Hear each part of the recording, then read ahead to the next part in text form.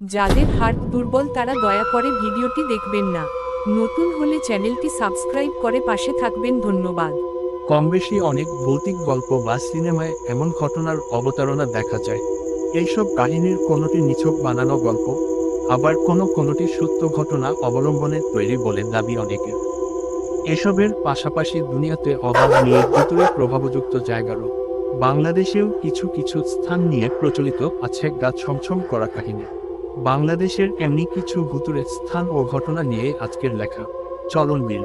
ভৌতিক স্থানের বিচারে শোনা যায় চলবিলের কথা। বাংলাদেশের উত্তর পশ্চিমে অবস্থিত সবচেয়ে বড় বিল চলন বিল। নাটোর, সিরাজগঞ্জ, পাবনার এই তিন জেলা জুড়ে যার বিস্তৃতি। আমাদের এই ভুতুড়ে কাহিনীর মূলবিন্দু আপাতত সিরাজগঞ্জ, আরও ভেঙ্গে বললে তারাস উপজেলা। শোনা যায় চলবিলের এই এলাকায় অনেক আগে একজন জমিদারের বাস ছিল। এই জমিদার অতিপ্রাকৃত ক্ষমতার অধিকারী ছিলেন। একদিন রাতে হঠাৎ করে জমিদার মারা গেলে সেই রাতের ভেতরেই সেখানে রাতারাতি তিনটি মন্দির গড়ে ওঠে বলে শোনা যায়, যার একটি আবার পরদিনই নিচ থেকে ভেঙে পড়ে।